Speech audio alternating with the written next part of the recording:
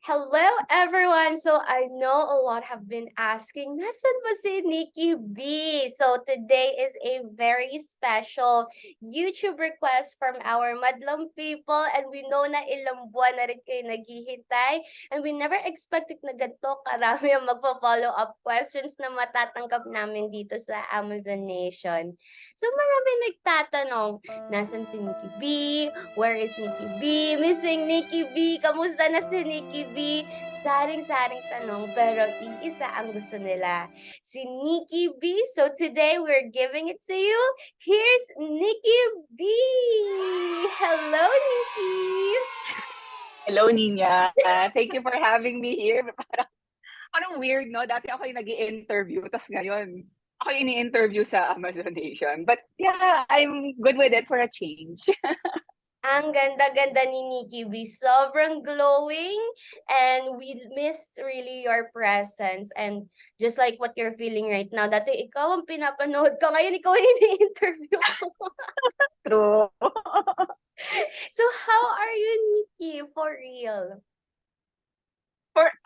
May talagang for real, no? Hindi yung how are you lang. Talagang may for real. Pero, for real na answer, I'm doing great. If I may borrow James Reed's words, dahil trending sila ngayon, I'm the happiest. Ito talaga, walang chararat, I'm the happiest I've ever been. Yun nga natawa ako kasi sabi mo may mga nagtatanong and may mga nakikita rin kasi ako sa comments ng Missing Nikki. Parang ako, buhay pa ako guys. Parang pinapatay niyo na ako. Parang ganun yung dating. Parang buhay pa. Andito lang ako. Pero I actually took a break from the hustle culture.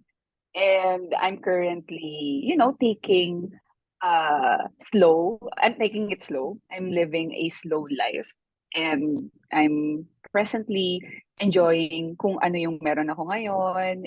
And parang tinanggal ko muna yung pressure and stress of me always pushing and pressuring myself to achieve goals after the other. So, yeah, I'm taking a break. Even in my YouTube, hindi ako masyado nagpo-post. Even on my personal TikTok na nag-stop na din ako. And basically, although I still do TikTok content, pero hindi na siya, ibang niche na siya. Like, um, something na nalalabas ko yung creativity ko. So, nakakatuwa kasi I'm just enjoying and living in the moment, in the present. And ma-share ko lang why it came to this point. It's because nung pandemic kasi, I lost a close friend and I lost my mom. So parang nagkaroon ng real talk sa akin yon. Na yeah, we have a very short stay here. The future isn't always guaranteed. Na baka mamaya, hustle ako ng hustle, building and securing my future without enjoying the present moment. Tapos hindi pala ako aabot doon. So parang ano rin sa akin yun, wake up call to sometimes it's okay to take a break and enjoy kung ano na yung mga na-achieve natin, di ba? Like, our goals and dreams will always be there. Pero etong moment na to, yung mga opportunities na dumarating, like when we went to Bicol, di ba? When we were invited magninang sa Binyag, we went there and we didn't worry about work because we wanted to, share the experience with that person who invited us and be part of that celebration na parang siguro dahil pandemic, hindi tayo nakalabas ng matagal-tagal. Parang ngayon ako bumabawi being present in the lives of people who matter to me. So yeah, that's how I've been doing so. We love your story, Nikki. And going back, you mentioned that you used to do like YouTube videos, a lot of contents. Let me just give this opportunity to thank you because of those videos, you changed a lot of people's lives. I would interview people, iisa lang ang sagot nila, napanood nila ang video. 'Di ba? Like, it make a Hanggang huge ngayon pa din. oh, like, it made a huge impact, like, icon na siya sa YouTube, 'di ba? Like, just let it stay there and 'di ba, like, kahit hindi ka na nagpo-post, meron at Mm, meron pa ding people would transform their lives and it's through, 'di ba, ASPA and 'di ba, Amazon Nations yeah. Masterclass. And also, talking to you right now, listening to you, it made me realize a lot of things kasi I'm in Mm. a doom phase, yung hustle Mm. culture right now. Yeah, And yeah. sometimes nakakalimutan natin yung is to live mindfulness, like right now, parang appreciating what we are having right now. Because how would we supposed Yeah. to be thankful for the things that we have kung ang attention naman natin is parang future, work, hustle, ganun. So, True. yeah, and thank you for that, Nikki. So, matanong ko lang pala, Nikki, before being a VA to begin with, how did you Mm. get into your current line of work? Well, siguro sa mga hindi nakakakilala sa akin, brief ano lang, summary lang. I was 29 years old, going 30 when I shifted to the VA industry. And before, yun nga, regular person, nothing special about me. It's just that ang goal ko lang talaga was because I was an ESL tutor earning 50,000 pero working 200 hours or more per month. So, ang naging goal ko lang talaga, sabi ko, gusto ko naman yung weekends off, tapos gusto ko 50,000, tapos 8 hours, ano lang, 8 hours a day lang. Yun lang naman yung goal ko. And it just so happened, sa kakascroll ko nun sa Online Jobs PH, nakita ko na paulit-ulit sa mga posts na lagi naghahanap ng account manager for Amazon business or Amazon account manager, Amazon BA, and there was just this one post na nakita ko na ang offer niya was $800 to $1,000. So, Hmm. walang pag-overanalyze or pag-overthink na naganap. It's just that when I had that simple goal, 50,000, 8 hours a day, weekends off, it just so happened na nakita ko yung opportunity na yon and I tried my hand on that and the rest is history. Ang galing, no? Kumbaga, yun yung punot dulot. Paano mo na-discover yung Amazon Nation, yung ASVA? Kumbaga, from other people, it will be Nikki B. But from Nikki B's point of view, it's more like job posting. Ang dami naghahanap na Amazon VA na flexible ang work and malaki ang pay. $800, $1,000 is already big at the time. 'Di ba? So, kumbaga naman, let's say na you are a VA, what is your favorite part of your job? And what is your least favorite part? Well, pwede ba yung getting paid? Charot. Yung most We all favorite love part, getting paid. Pero, kidding aside, siguro, ang tagal ko na kasing, well, hindi naman sobrang tagal, pero since 2018 ako nag-start mag-VA eh.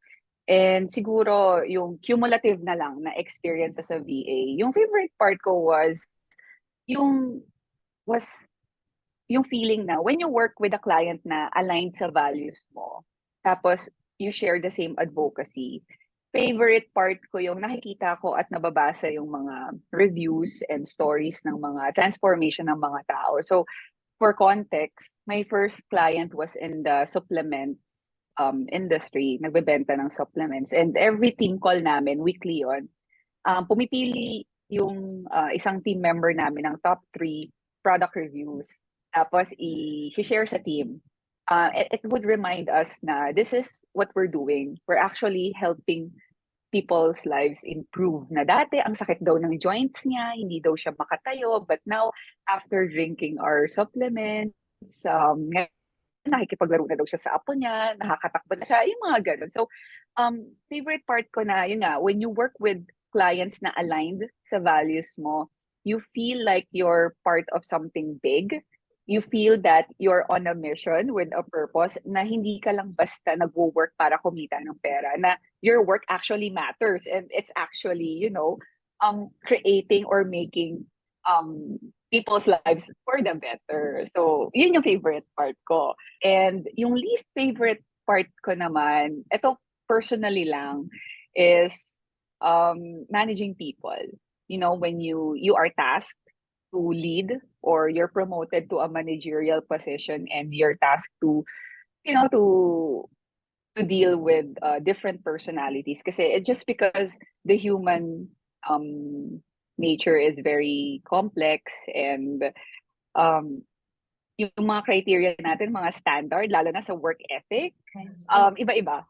Iba-iba tayo. So, minsan yung expectations, and kahit nga nakikipag-communicate ka, hindi naman basta mo sinabi na, ito yung KPIs mo nga, ito yung pero along the way, meron pa ring mismatch minsan eh. So, there's stress din when you manage people. Although the pay is good, kasi syempre, it's not everyone is up for that kind of responsibility. But for me, hindi worth it yung stress, because I know, just because siguro alam ko na yung ibang um, ways or vehicles where I can earn more or same, pero I wouldn't have to deal with those kinds of interaction, awkward and, tense interaction. So, yeah, yun. Kaya ako actually, ngayon, ang priority ko ngayon na while I'm on a break, I'm actually learning and discovering how I can earn more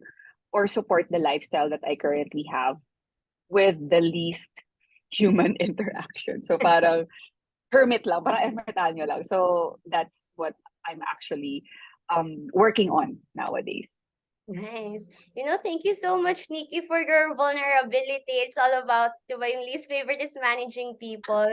Especially pag, for Yeah. example, di ba, nung pag-corporate, face-to-face, lahat yan mahaharap mo. But since we are remote naman, di ba, mamimit lang natin sila Mhm. through Zoom or makakausap sa any Mm. conversation sa Slack.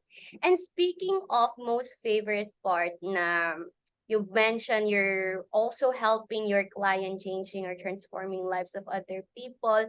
I remember you guys had a wonderful celebration in Okada. Could you share it with Yes! us? Oo. So, nung December, Hmm. tawag dito, nag-ano lang, parang since 2018, laging online lang yung party namin. Oh, Online Zoom meeting.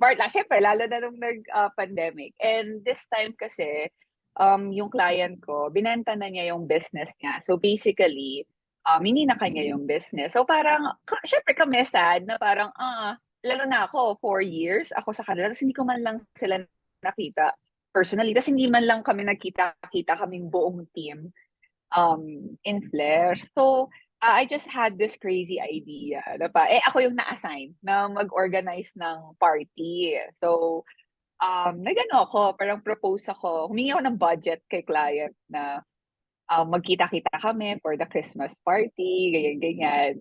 And nung umpisa talaga, I felt excited yung mga members, but it felt like, feeling ko excited lang sila, but they weren't really convinced na, papayag kaya na kasi umabot ng mga nasa 600K oh my God. or 700, 600 to 700K yung ano kami, 11 kami sa team. Pero kasi, yung iba, hindi naman lahat sa Manila naka-base. Yung iba nasa Mindanao, yung iba nasa Visayas. So, kapag naman yung member lang namin yung isasama sa team, hindi maraming magno-no kasi walang magbabantay sa mga bata. Hindi nila maiwan yung asawa nila na parang yun lang yung magbabantay sa mga anak nila. So, ang ginawa ko, sinama ko yung mga asawa at Family. anak nila. Oo, yung families sa flight, pati sa hotel, ayan. Ano lang naman, 3 days? Yeah, 3 days, 2 nights lang naman para sulit. Pero kung gusto nila, basta ang sabi ko sa kanila, ang instruction ko, kung gusto niyong mag-extend, pero money na nila. Pero ang ire-request kong i-cover ng client is yung 3 days, 2 nights. Then yung flights. Kayo bahala mag-schedule ng flight. Kung mag-extend kayo sa Manila, edi, basta yung ano nyo, yung accommodation nyo na sa sobra, kayo nang bahala doon out of pocket nyo na. Tapos nag-approve. So, nag-stay kami sa Okada, tapos nag-fly in yung mga ka-workmates namin. Tapos first time ko na-meet yung mga taga Cebu. Tapos meron mga taga CDO. And the best part was, akala namin hindi na talaga matutuloy. Kasi, syempre busy, tapos Christmas rush. Tapos hindi parang November na, hindi nagre-reply si client kung pupunta ba siya sa party. So, nagulat ako kasi a week before that, nag-message siya sa akin na iso-surprise daw niya yung team na nag-book na daw siya ng ticket to the Philippines and nagtatanong na siya ng details, saan kami magstay, saan kami magpa-party kasi nag-party kami sa tawag dito, parang karaoke place. Kalimutan ko na yung name ng place. So bukod sa hotel, nag-rent din kami ng place kung saan kami kakain and party. So lahat yan all expense paid. Pocket money na lang talaga yung dinala namin. Ganon. So pati yung mga Christmas basket, pati yung mga prices sa sa party. As in, lahat talaga provided the client. Kaya umabot talaga ng 600 to 700K yung budget. And na-capture ko sa sa video. Sabi ko pa, yung fiancé ko yung imimit nila. Kasi hindi pa nila na-meet yung fiancé ko. So, nagpanggap lang ako na, oh guys, meet ganito. Tapos pagpasok ng pinto, hanggang sila na yung client namin yung pumatas. Na-capture ko lahat yon sa video na parang nag-iyakan pa sila, tas yung mga lalaki, nag-iyakapan. Tas alam mo yung mga, hindi, yung yakap nila sobrang diin talaga na akala mo matagal na silang magkakakilala. So, we all had a great time. Nagkaraoke kami doon. Tapos nabitin yung client namin kasi 4 hours lang yung allowed kaming mag-reserve noon. Then bumalik kami sa Okada Sports Bar.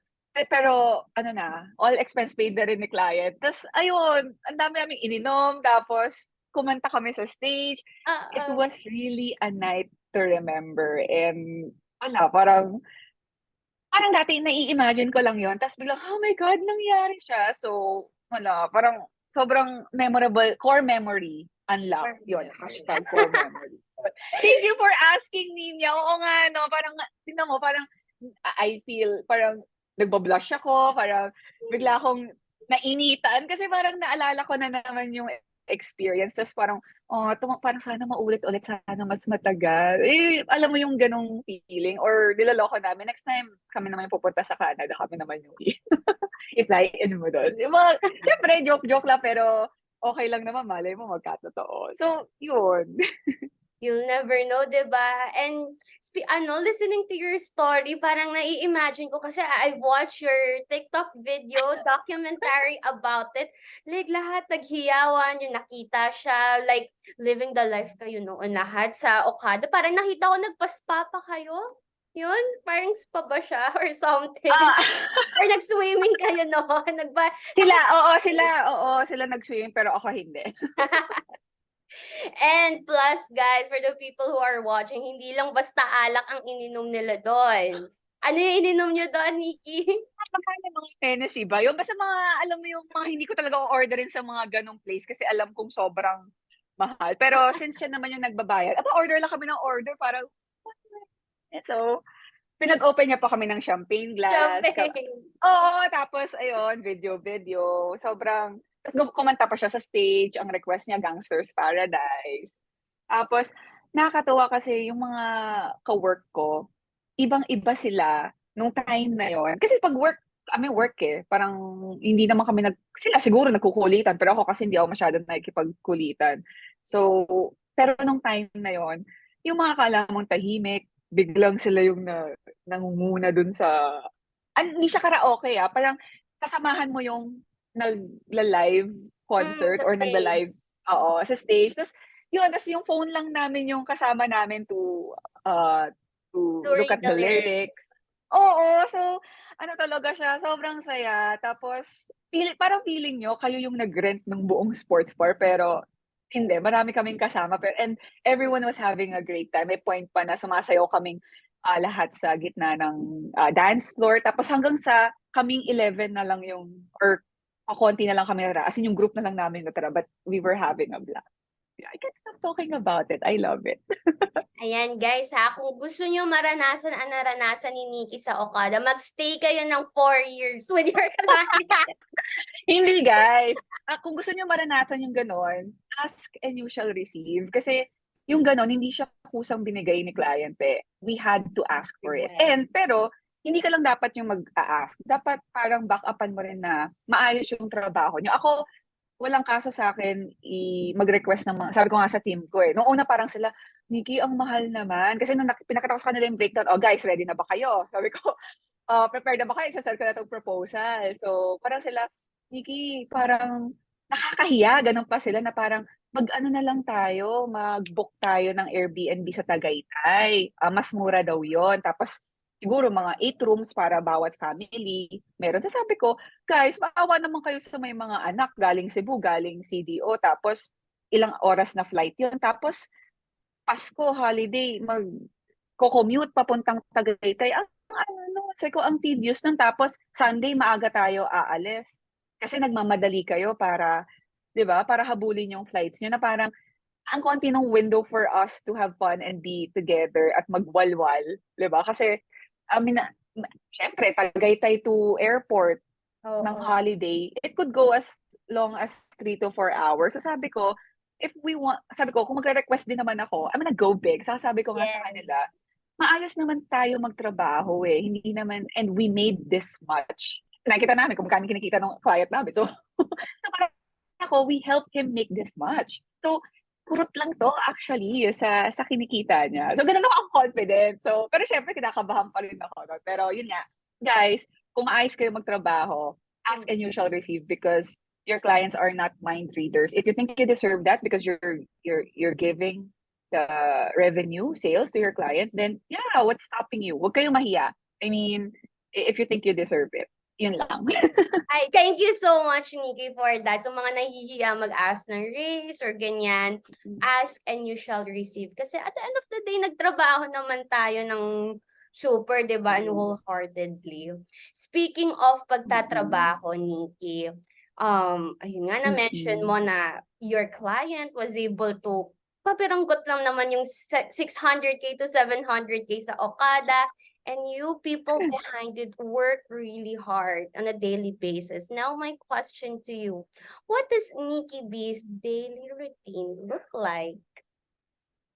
Well, eto disclaimer lang kung naghahanap kayo ng inspirational or parang fancy, parang hustle video, hindi ito yung video na yun. Because like what I've said earlier, I'm living a slow life right now. To be honest, nag-let go ako ng maraming clients. Isa lang yung tinira ko. At consulting pa yung tinira ko, which means for the next coming months, dati kasi minimum of 10 hours a week yung work ko or more, 10 to 20 hours a week. Pero nung na ako ng mga clients, nag-let go na ako, um, nasa 1 to 5 hours a week na lang ako, ganon. So, kaya yung morning routine ko is very chill, relax. Yeah, right now, yung mornings ko, I have a new cat. I mean, rescue cat siya. Tapos, ginigising niya ako every morning, between 7 to 7:30. So, kahit 3 a.m. ako natulog or gano'n ka late or kaaga ako matulog, sa ganong oras niya ako laging gising para papakainin ko siya. So, that's what my life is. Attend to my pets. I'm gonna make my matcha tea latte. Uy, Tapos isip-isip, ano kaya gagawin ko today? Well, actually, may mga naisip na ako pero like, mag-work ng 2 to 3 hours. Ngayon kasi may mga clients pa akong parang tina-turn over. So, may work pa talaga ako na 3 to 4 hours nowadays. Pero in the next coming months, it's gonna be more flexible and wala, as in ano lang talaga, hi. So, I'm sorry to disappoint you, pero nothing fancy talaga na nangyayari sa life ko. Kaya medyo madali akong ayain lately na parang dumating yung friend ko from the US. Tapos short notice kasi sobrang packed din ang schedule nila. Pwede ka ba meet tayo sa ganito? I was like, yes, 4 years kitang di nakita and you're one of my good friends since high school. So yes, I'm gonna make time for you. I'm gonna block this time for you. Like yung tawag dito when one of my friends had to take a break because she had so much thing going on in her life na she needs a breather. He said na gusto niya mag-Boracay. Boracay kami 6 days. Sinamahan ko siya. Because, yun nga, nandun ako sa phase ng life ko ngayon na I wanted to create memories, create experiences with people who matter to me. Kasi the goals, yung goal ko, yung mga pangarap ko sa buhay, nandiyan lang naman sila. Saka, I think, parang, saka yung belief ko na it's already there, it's already done. It's just a matter of time, kailan siya darating sa akin. Pero, itong mga malalagpasan kong moments na kinailangan ako ng kaibigan ko, na nag-celebrate ng first birthday yung inaanak ko. I mean, hindi na siya mauulit na yun na yung, parang yun na yung gusto kong bawiin sa pag-hustle ko before na ang dami kong mga na-miss. Because of course, ganun naman eh, it's always an option to prioritize things. And every decision we make comes with a price tag. Either you're gonna prioritize yung work because of course, you have to provide for your needs and for your loved ones. Or kapag secured naman na yon, now you can afford to prioritize other things, which is your relationships, and creating those experiences and memories. So nandun ako sa ganong phase na yon, kaya very flexible ang morning routine ko. And yeah, really nothing fancy. Sorry to disappoint you. Actually, ang ganda ng share mo, no? It's more about parang mas spend time mo, yung time mo with the people who matter to you the most, diba? Like, what you've experienced Mm, with your mom, with your friend before. Kasi yung time, hindi siya mababawi, eh, no? So, you being true. a very great friend and being, diba, a family member to others is what may be keeping you right now, diba? But I'm Mm, curious lang. So that's your like phase of your life right now, 'di ba? How oo. about yung when you were hustling and hustling? Kasi I'm sure Mm, people mm, that are mm. watching right now, nasa ganong phase sila. So when you Yeah. were in that Mm. phase, how do you manage your time, do your daily routine? Ilang clients yung pinakang madami ka nun? Siguro dumating ako sa point na max ko nag-5 ako nung pandemic yon. Kasi Mm, yun nga eh, parang nawalan si mama ng work tapos so one income yung nawala sa kanya, eh magkahiwalay kami ng household. So basically, I have to provide for her. Tapos may maintenance med siya for her heart. So yun talaga yung time na, yung max ko. Pero ang hirap niya i-maintain in a sense na kahit nga yung tatlo doon, hindi actually, apat doon, um, output days, meaning flexible time ako, tapos may isa akong fixed time lang. Pero nahirapan pa rin ako kasi, syempre, your workload, saka hustle, hustle, hustle. So, for me, hindi siya sustainable. Kaya, na-amaze ako sa mga kayang I mean, yung mga one-man team lang, tapos 10 yung clients sila, I mean, more than 5. Parang amazing kasi ako, siguro mga 3 months lang. After nung project, buti na lang, yung tatlo doon, saka pag may mga pumapalit, lagi na akong project days na, pag maglo-launch lang sila ng product or kapag may gusto silang ipa-optimize na listing nila, yun na lang yung mga kinukuha ko para hawak ko pa rin yung oras ko na hindi ako almost everyday nakatutok lang sa computer. So, I guess it's different for everyone. mm. May mga tao na kaya i-juggle yung mga ganon. May strength sila for that.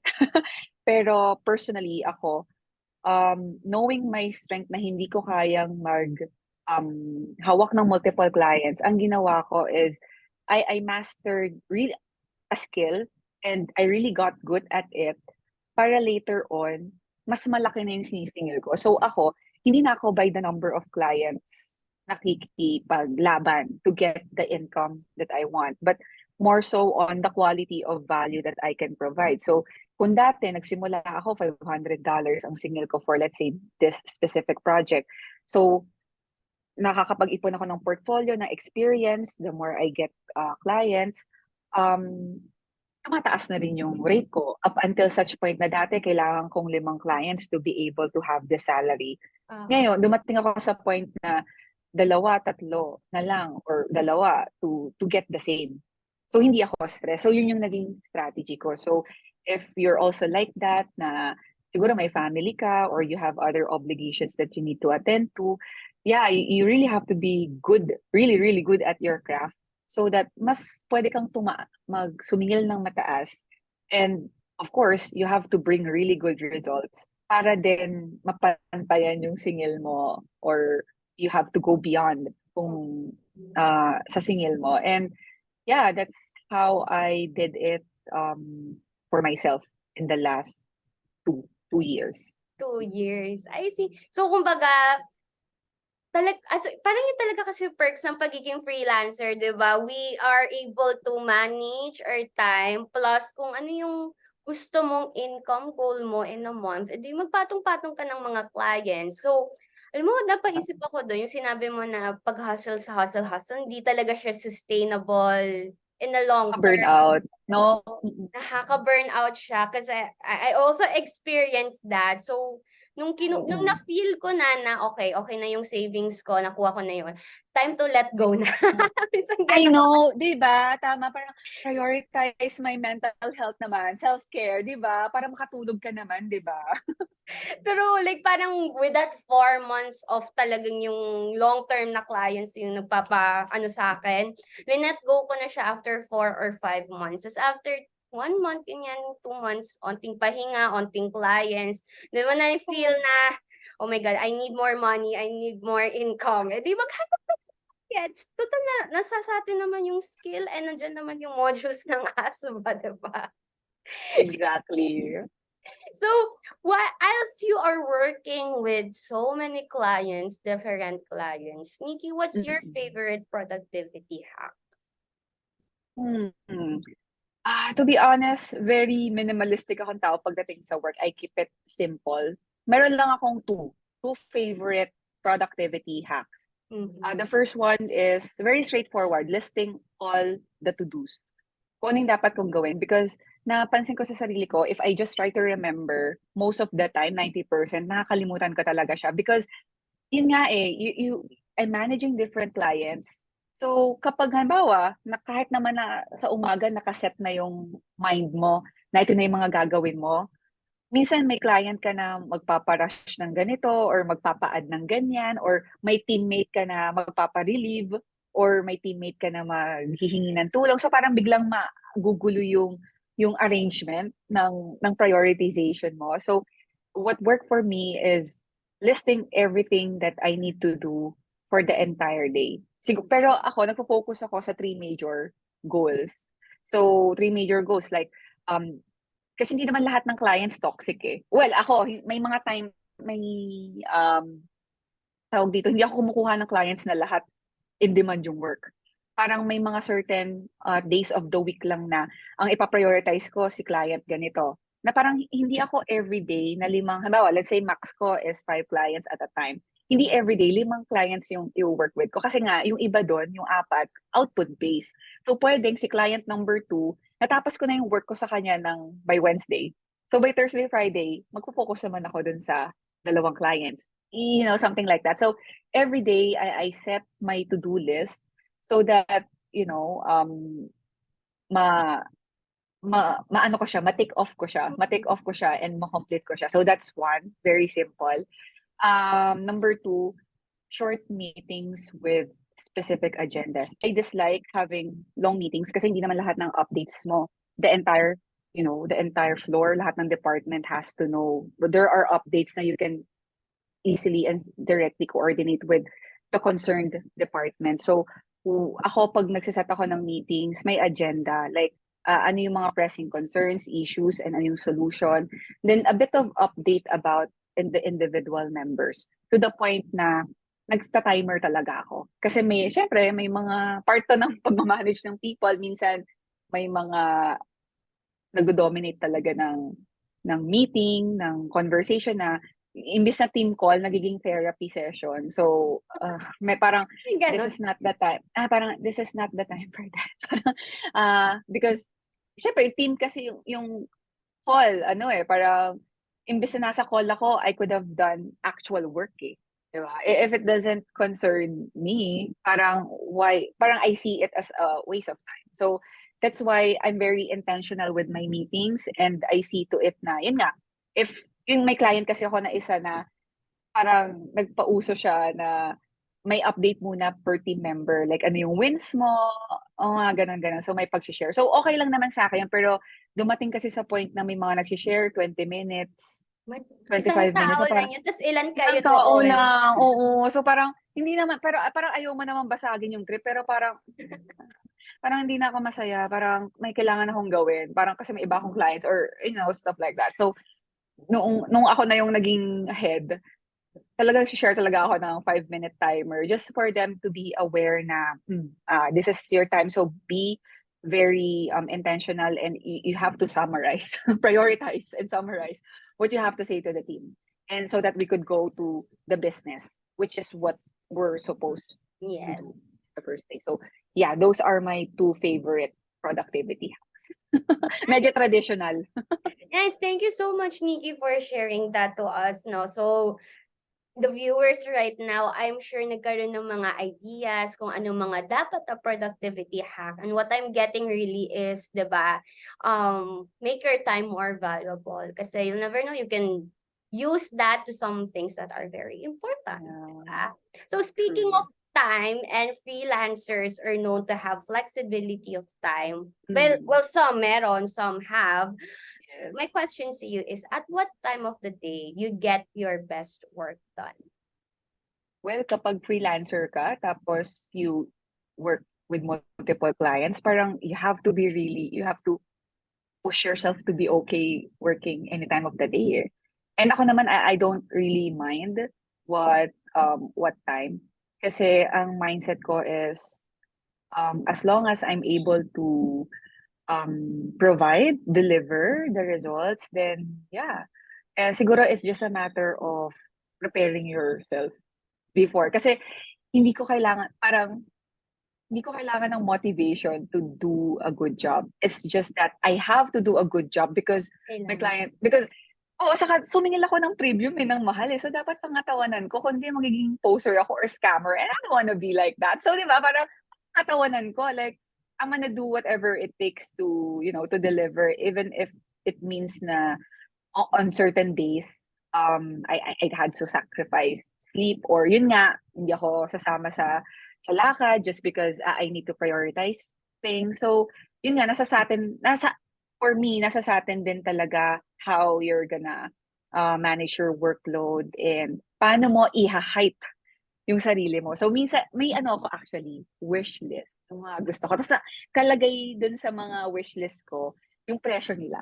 So, pag tinatamad ako mag-work, titignan ko, pag hindi ako trabaho, hindi ko mabibili yung bag na gusto ko, di ba? Parang, wala namang magbibigay sa akin ito, di ba? So, sarili ko lang. So, minsan, siyempre, sorry for, kung if I'm promoting being materialistic or what. Pero, sometimes you have to, rin talaga, trick yourself or do something to really get yourself going. Eh. Correct.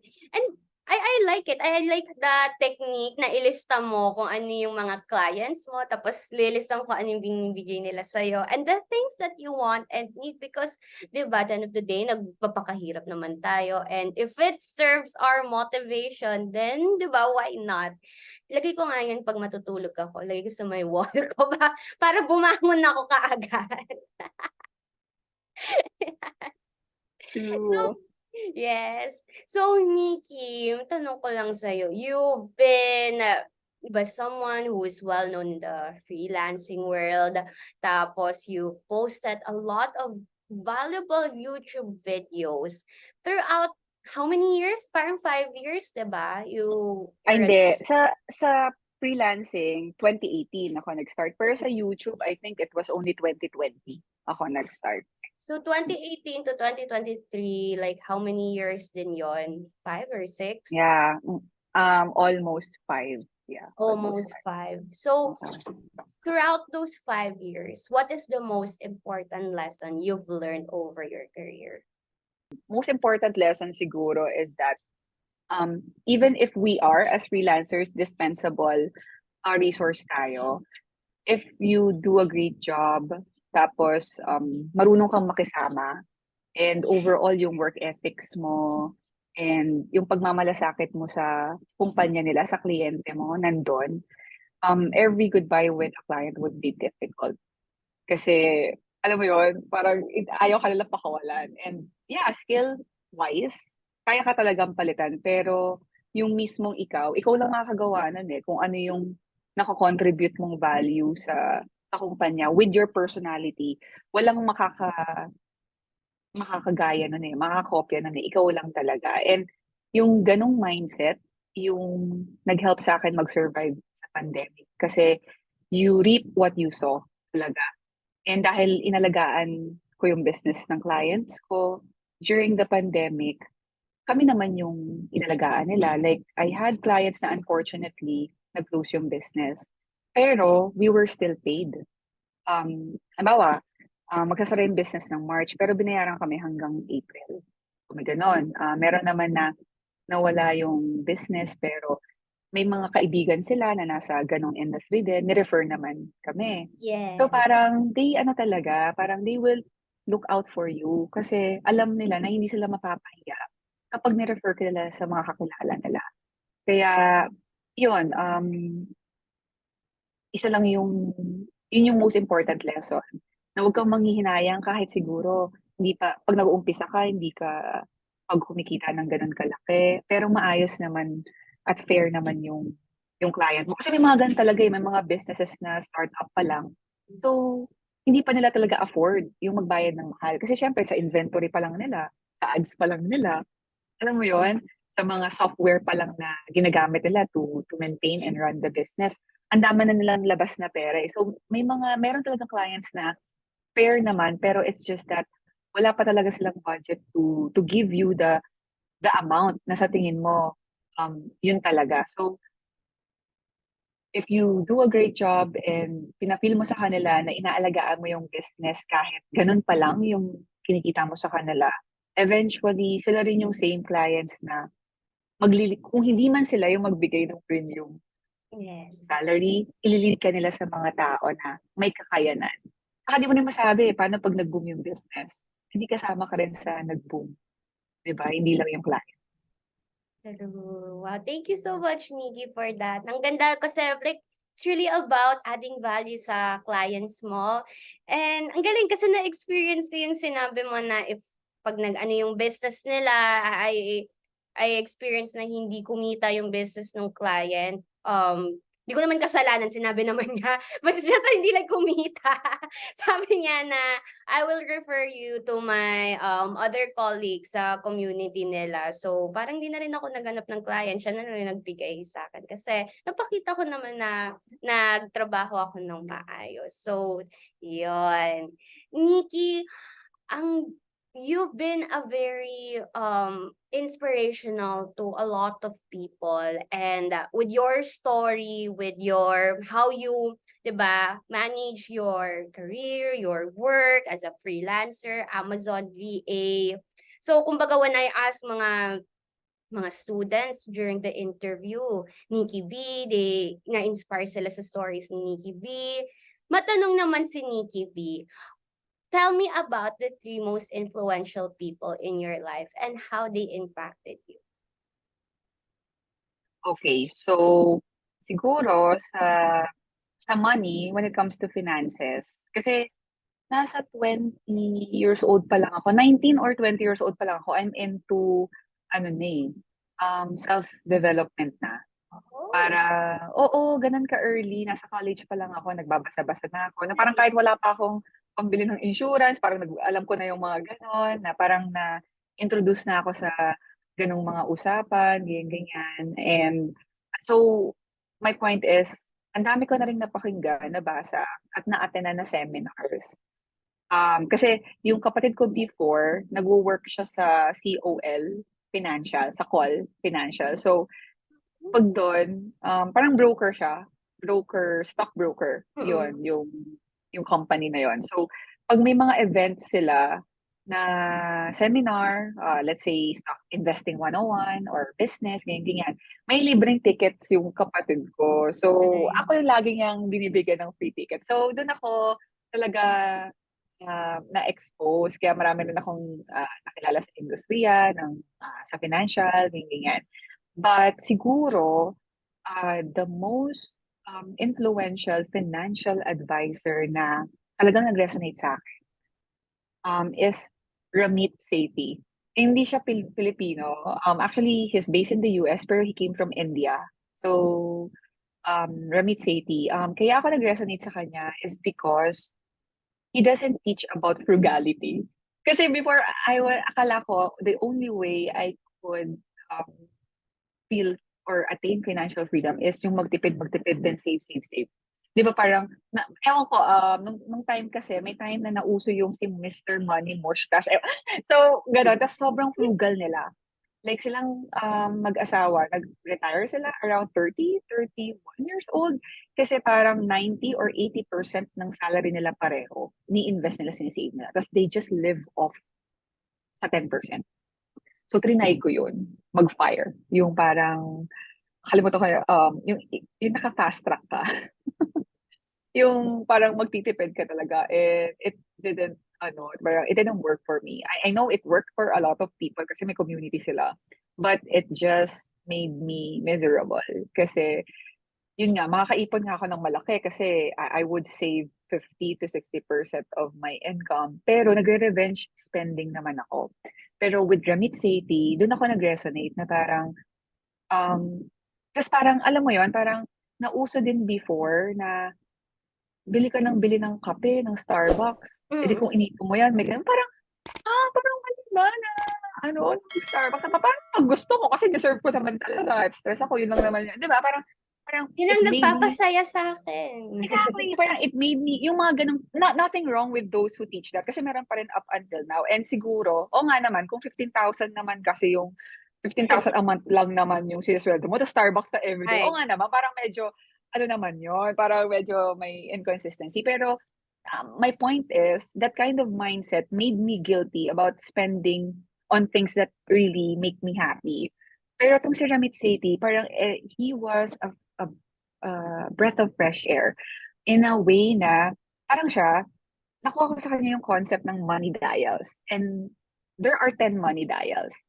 Merong tao na ang gusto, di ba merong tao na kapag narinig mo, gumastos ka ng 60,000 for a bag, kung yung gagastos ngayon, pero yeah, hindi ka gagastos kasi hindi yun yung money dial mo eh. But that is the money dial of the person. Because that person values, I don't know, baka binili niya yung bag because of its craft, because that person values artistic craft, yung stuff, or baka that person values status, yung money dial na status. And diba, parang that person's spending is very personal. Kaya nga personal finance ang tawag sa kanya eh, because what makes sense to other people, what makes sense to you, doesn't have to make sense to other people because it's your money. So yun nga, may sinabi siyang 10 money dials. And ang nakita ko doon is, ang money dial ko is convenience and social status. Social status and convenience.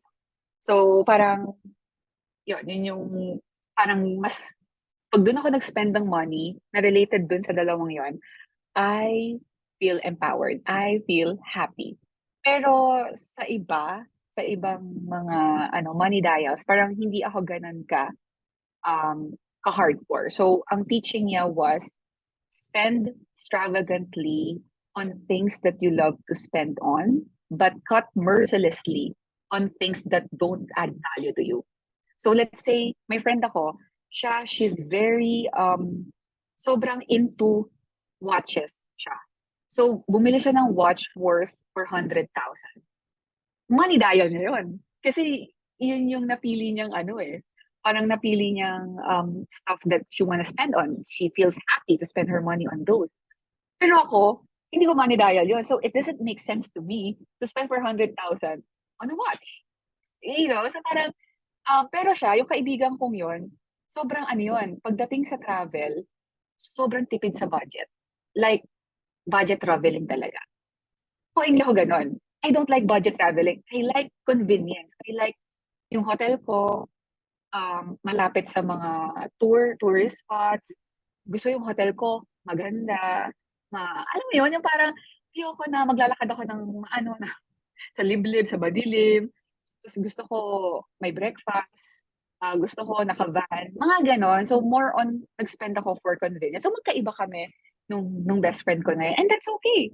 Because those are the things that make sense to each of us. And very refreshing sa akin yung teachings ni Ramit kasi yun nga, spend extravagantly on things that you love to spend on that makes you happy, but cut mercilessly on things that you don't want. So ako, I don't buy watches that cost 400. Parang ako, okay na ako sa watch na ganito or naregalo sa akin. So, I'm good with that. So, alam mo yun, parang hindi ko kailangan makipag-compete or hindi natin kailangan makipag-compete or i-adapt kung ano yung nag-work sa ibang tao. It's just about finding what resonates with us and what works for us. And si Ramit Sethi din yung parang, bakit ka, sabi niya, why do you keep asking the $3 question when the one that impacts most are the $3,000 question?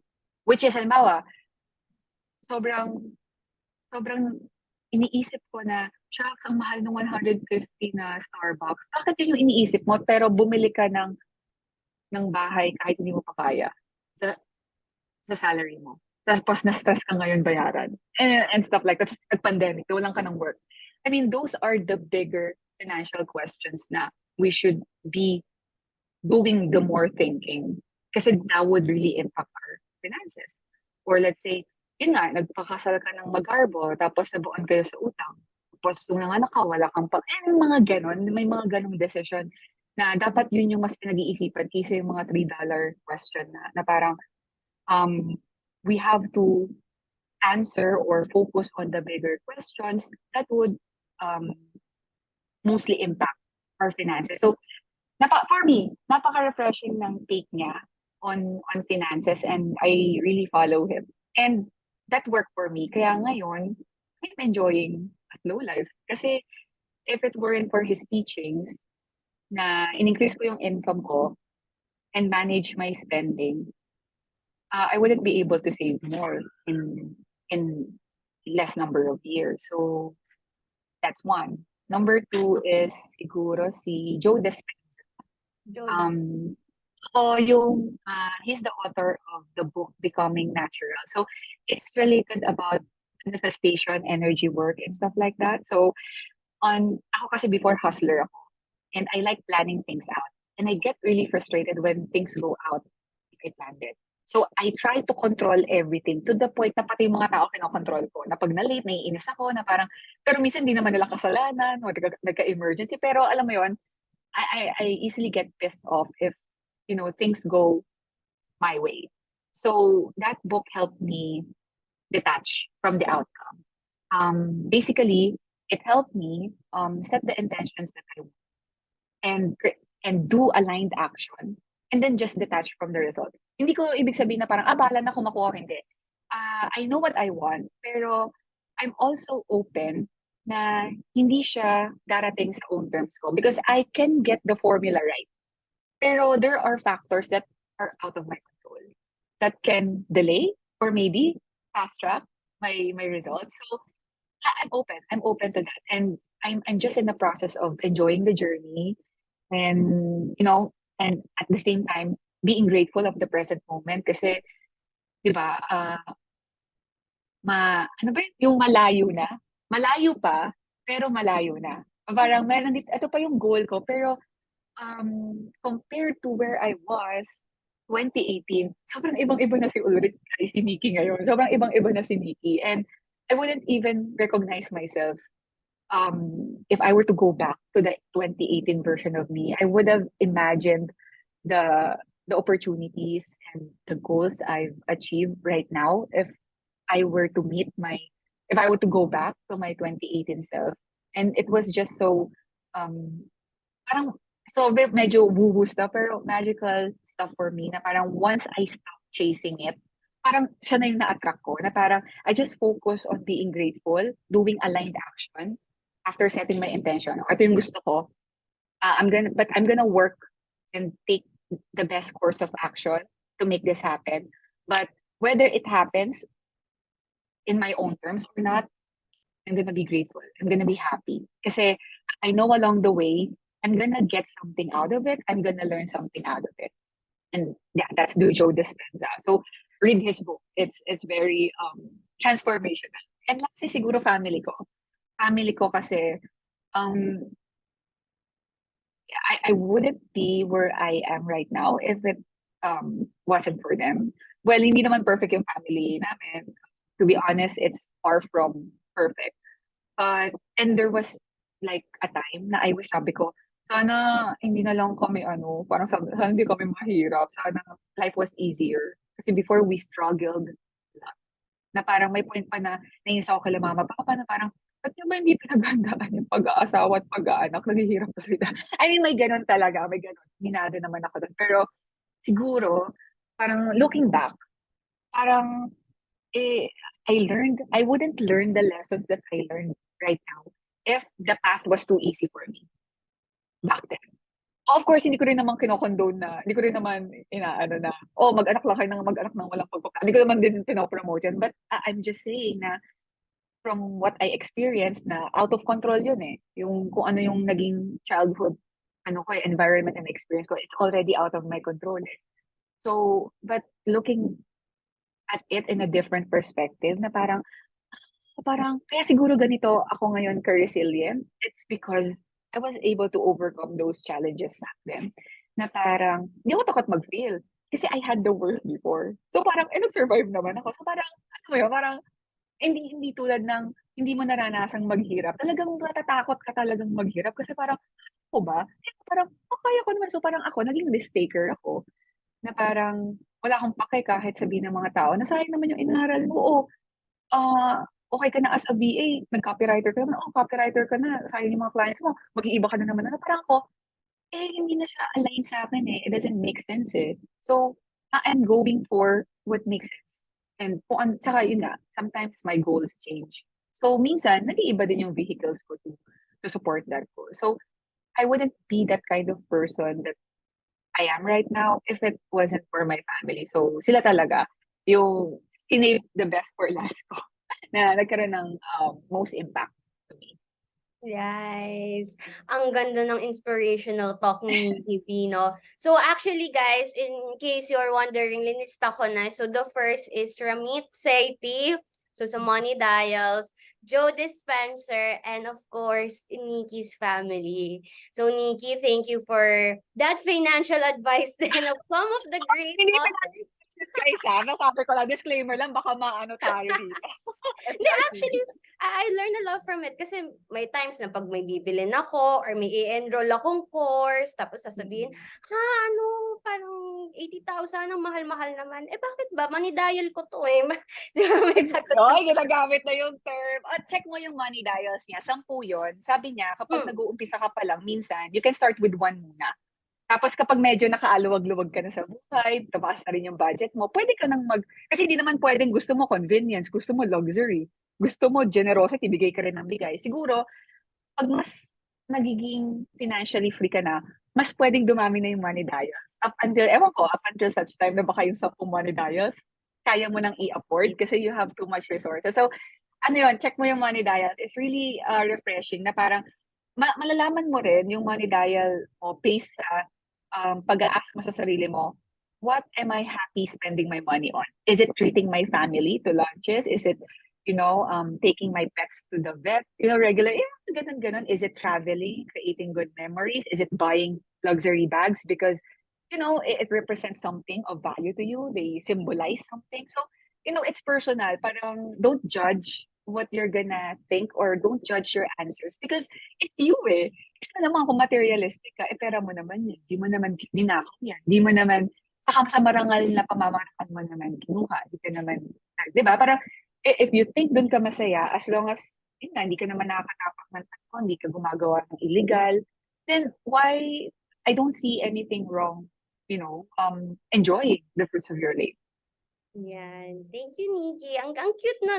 Parang, ang cute. Ang ganda no? Kasi parang there's a reason behind it. Or, I guess with the Money Dials book, we're gonna have like parang self-awareness kung bakit nga ba natin ginagawa or ginagastos ang isang bagay that is making us happy. Yan. So, speaking of personal development, you've mentioned na you started it when you were 19 years old, tama? Yes. So, I guess with that route that you have, kumbaga tuloy-tuloy na yung pagsi-self-development. How about naman when you are looking at as being an 18-year-old? So, 18? Yes. Debut, debutant. If you could go back in time and give your 18-year-old self one piece of advice. Okay, perfect na sa mga Gen Z 18-year-old na nanonood right now. What advice would you give to your 18-year-old self? Siguro, ang advice na masasabi ko kay 18 years old na Nikki, kasi nung 18 years old ako, galing ako ng, yung high school ko, top section ako, parang lagi kaming ine-expect na laging matalino, laging tama, laging mabait. Alam mo yung mga ganon? So parang natakot akong mag-commit ng mistakes. Na parang nasanay ka ako sa environment na lahat ng tao ay na-expect na you're gonna do better, you're not gonna commit mistakes and all, na may time sa buhay ko na I didn't take risk kasi natatakot ako magkamali. And if I'm gonna go back to my 18-year-old self, I'm gonna say, if you're inclined to doing something and if you're being pulled by your intuition to do something, then just do your basic due diligence. As long as di mo ikakapahamak or ikakapahamak ng ibang tao, di mo ikakamatay, do it and don't just dismiss an opportunity just because takot ka magkamali, na baka mali yung decision mo na piliin yon. Because every decision that you'll make will open another door, will lead to, I don't know, clarity. It can be a clarity, it can be a lesson, or pwedeng yung maging tama ka na, buti na lang pala, I decided to do this. So, that would be my number one. Kasi, actually, lagi nila sinasabi before, na, kaya ito pa, kaya takot na takot din ako ng 29 years old na mag-freelancing. Kasi parang sabi nila, make your mistakes daw sa early 20s kasi you'll have more time daw to correct yourself. Eh parang nung time na yun, may 20s na ako, magka-30s na ako. Kapag nagkamali ako, parang, ano na ako, baka maghirap ako, gano'n yung mga fears ko, na parang, guys, parang, actually, kahit anong timeline ka or anong age ka mag-commit ng mistake, you're gonna do just fine. I mean, provided na you keep pursuing your goals, you keep taking aligned actions toward your goals, and you don't give up. You do self-assessment, and then from that, you learn from your mistakes, and then you move forward. You're not gonna be stuck eh. May mga, nung 29 years old ako, may mga, yung late 20s ako, may mga mali ako na, yes, nakapagpa-delay siguro na ma-achieve ko yung ibang goals. But because I kept going, eventually nakuha ko rin siya in my early 30s. Ang gano'n na naman ngayon, parang nagta-transition na naman ako. So parang, am I doing the right thing? May mga gano'n na namang voices inside my head. And I'm like thinking, naman kung magkamali ako, it's a learning opportunity for me. And at least I know what I can do next. Kaysa yung, nandito lang ako, and I just kept wondering what could happen. Talagang wala talagang mangyayari sa'yo. Nasa comfort zone ka lang. Unless, gusto mo talaga na dyan ka. Wala namang kaso din yan. Pero, if you're gonna, di ba, if hindi ka makatulog, and iniisip mo talaga kung ano yung pwedeng mangyari, maybe you're really called to do that. So that's the advice that I wanna give myself. Don't be afraid to commit mistakes. Basta make your due diligence muna. Tama. Kasi we live in a society na parang nakakahiya, nakaka-embarrass magkamali. But well, if you're gonna look at life, how we're supposed to learn if life is not hard, 'di ba? Doon natin, yun yung parang yung sabi ni J.K. Rowling na, 'di ba, rock bottom was her solid foundation where she rebuilt her life. Like, kailangan, we cannot resist life. Doon tayo natututo eh. And, 'di ba, talking to our younger self na parang, it's okay to commit mistakes, it's okay kasi at the end of the day, there's a bigger and brighter future ahead. Yeah. So, that's for the 18-year-old self. How about naman, advice for yourself? What is one piece of advice to others, particularly to someone starting out in their career? Especially yung mga above 30s, someone who feels na parang late na, ganon. And for someone din na kunyari ibang pinag-aralan nila sa college tas parang ibang path yung papupuntahin nila and they feel scared and thinking, "Tama ba 'tong ginagawa ko?" So, Nikki B, what's your Hmm. advice for them? Kung nakikinig ka ngayon and feeling mo it's too late na, naging personal, 'no, consultation. Um, don't be afraid to start over again. Kasi ganyan din yung na-feel ko before na parang iiwan ko yung inaral ko saka yung ininvest kong time nun sa corporate ko, tas yung degree ko iniwan ko, na parang, I saw it as parang sayang naman. But actually hindi, eh. Kasi yung mga natutunan mo dun, yung mga na-develop mong skills, may mapaggagamitan ka din in the future. Hindi mo palang alam.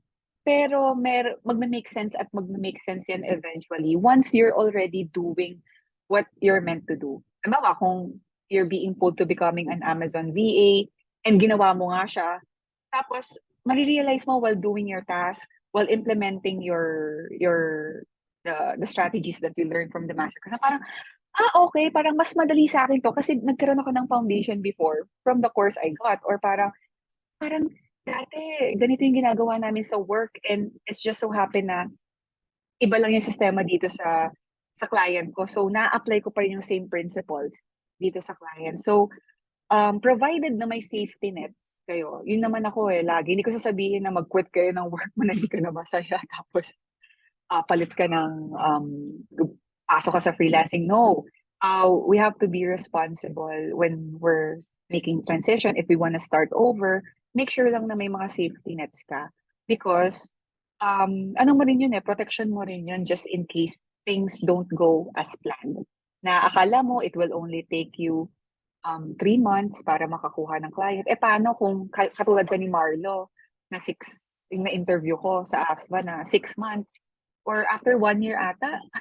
After 1 year siya pa siya nakahanap ng client. Tapos wala kang savings, wala kang emergency fund. So, sa akin parang mas okay nang mag-over-prepare ka kaysa, o yung mag-over-prepare ka ng safety nets mo, kaysa yung um, madehado ka, malagay ka sa alanganan. While some people might be pushed more with when those things happen. Pero why would you even put yourself in that stressful situation if in the first place, kaya mo naman pala siyang ma-prevent. So, yun lang.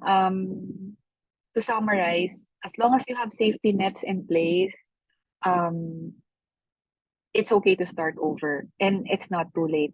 Yung lahat ng na-achieve ko ngayon and since 2018 na nag-start ako, 5 years yun, di ba? Wala pa nga 5 years pero hindi ko nga akalain na ma-achieve ko siya in 5 years. So, it doesn't, starting over doesn't mean clean slate na masasayang lahat. No, it's just a redirection to something na more aligned to your values or to what you're supposed to do here in this lifetime. I agree. Yung sa redirection, what we feel na merong fear or parang may doubt, but change the mindset. It's actually a redirection of what you are aligned in your life. And tama, diba? Like if we're gonna step into freelancing, kailangan may safety net. Meron pa ring sasalo. And I also would like to add about that. I heard this from a financial and life coach na to prepare at least 3 to 6 months of your salary before starting a business. Or same goes with din siguro in freelancing, di ba? Merong naka-save and magsasalo sa'yo when the time comes. Ayan, Nikki, it's such a breath of fresh air seeing you on camera, seeing you in our videos, in our screens. Ikaw yung binibinge watch ng lahat during the pandemic. For some people na they want to pivot, they want to start a career on being freelancer in Amazon as an Amazon VA. And that since you are leaving Amazon Nation, if you could be remembered for one thing, what would it be? Ang hirap nun siguro, siguro if I want to be remembered for one thing, it's for my generosity in sharing what worked for me.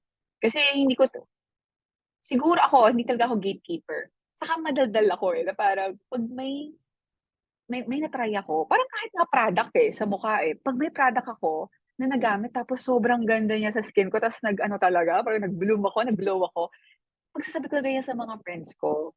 And it just so happen nung pandemic, hindi ko lang siya sinabi sa friends ko yung mga triny kong courses like the ASVA and the other ones that I shared. Ginawan ko siya ng content and it just so happened na ang ano naman, nakikinig naman yung mga tao kahit hindi nila ako kilala. So, if there's one thing na I want to be remembered with is that na hindi ako madamot sa information. Kasi ako, there was a time na I dreamt to be a coach. Pero na-realize ko, ay, parang ayoko pala sa tao. So, I mean, hindi naman ayoko sa tao, pero ayoko pala masyado. Parang hindi pala ako pang people management. So much better sa akin yung i-bridge or i-direct yung mga tao sa alam ko na-try ko na at tested ko ng mga programs or mga coaches na alam kong maaalagaan sila, na alam kong worth it yung magiging bayad nila. So, I wanna be remembered for that na hindi ako nag-gatekeep ng information, na parang basta ako, shinare ko na naging ganito yung experience ko, ito yung kinuha ko, and this is my results by just applying what I learned from these mentors. And I gave people freedom to choose. If it makes sense to you, then yeah, see you sa community. If not, okay lang. At least nakita mo tong opportunity na yon. Di kung hindi, pass. I hope you see what works for you. So that's how I want to be remembered. Correct. Actually, Nikki is very generous with information. If she thinks na talagang nakabuti sa kanya, then she's gonna share it all from courses, personal development, for some finances, pati yung di ba yung mga freelancers ay mag-aayos ng pag-ibig, PhilHealth, mga ganyan. Like, Wow. shared it, and thank you for that, Nikki. So, Nikki, what is one final thought that you want to leave our listeners with? Parang feeling ko nasabi ko na lahat pero one final thought. Ito na lang, one final thought. Just take the immediate next step that makes sense to your current situation. Kasi minsan, ako nangyayari din sa akin to, nag-overanalyze ako. Nag-overthinking ako. Na parang, halimbawa, ito yung gusto kong goal. Tapos, ang daming ways para makuha yung goals na yun. So parang ako, aaralin ko isa-isa yun hanggang sa, yun nga, overthinking ka na, overanalyzing ka na hanggang sa tinamad ka na, or I don't know, nawala na yung motivation mo to pursue that goal. So, assuming na you've done your basic due diligence, if you have a goal and you've already assessed yourself, your situation, just take the immediate steps that would help you get closer to your goal. Kasi may nabasa ako, nakalimutan ko na kung saan ko nabasa. You don't need, in pursuing our goals, we don't need to know steps 1 to 10. Actually, step 1 lang Because once na humakbang ka, makikita mo na yung next path And while you're doing it, while you're on your way, doon ka magkakaroon ng realization. Kasi, ito example na lang, pansin ko sa mga freelancers, halimbawa, ayaw mag-Amazon VA kasi baka hindi ako pumasa sa interview. Ganon. Or baka magkamali ako. Na iniisip mo nang magkamali ka, hindi ka pa nga nagpapasa ng resume. Diba? Hindi ka pa nga nag-a-attend ng interview na yun muna yung anuin mo. Or bago ka magpasa ng resume, ayusin mo muna yung portfolio mo. Diba? Parang iniisip mo agad, magkakamali ka. So nasa step 5 ka na agad. Yung step 1, 2, 3, 4, hindi mo pa nga nagagawa. Wala ka pang ina-applyan. Wala ka pang tawag dito, na schedule na interview, 'di ba? Na wala ka pang naipasang exam. So, kung ang gusto mo itong bagay na 'to, ano muna yung immediate step na kailangan mong ma-accomplish? And then after ma-accomplish yun, okay, what's next? Parang do it step by step. You don't have to figure everything out. Hindi dapat perfect. O ngayon, di nakapag-resume ka na, nakapag-send ka na, tapos may sumagot. O dun mo isipin, okay, paano ako makakabook ng interview? Kasi minsan may magre-reply pero hindi ka naman makabukbuk ng interview, 'di ba? With the client. So, yun muna yung i-figure out mo. Kung na-figure out mo na, nabook ka ng interview, doon ka na mag-isip, okay, ano yung mga questions na ano kaya yung mga possible questions. So, mm, during that time, at least, kahit nag-iisip ka, kahit you're doing the process, at least nagpo-progress ka Yeah. na din. Hindi ka stuck sa kung nasan ka. So, yeah, I hope we stop getting in the way of our own selves. Kasi minsan sa totoo lang tayo lang talaga yung, kahit Mhm. naman ako up until now it's a constant battle. Hindi siya yung parang pag na-overcome mo, okay ka na, never mo nang ma-experience. No, every phase, every stage, kung nasan ka man ng life mo, babalik at babalik yan. So, at least you're aware of it. And once you're aware of it, then, do something to resolve it. Kasi mas ikaw naman yung nakakakilala sa sarili. Nice. Well, that is so wonderful, Nikki. Actually, yun talaga yung self-doubt and parang worrying Mm-mm. kills a lot of dreams. Like, di pa nasisimulan. But what's important is step one. Yeah. And thank you again, Nikki B, You for din. giving us with your presence. I enjoyed talking to you. Me too. It's an honor and pleasure na ikaw naman ang ini-interview ko. Full circle moment. Full circle Full moment to, circle. no? And for those people who are watching up until this point, thank you so much and see you again to our YouTube success stories and content. See you! Hi guys, thank you so much for watching until the end of this video. And if you want to watch more videos like this, don't forget to like, comment, and subscribe. Hit the notification button here on our YouTube and also follow our pages on Facebook, Instagram, TikTok. It's Amazon Nation PH and connect with us on LinkedIn. See you!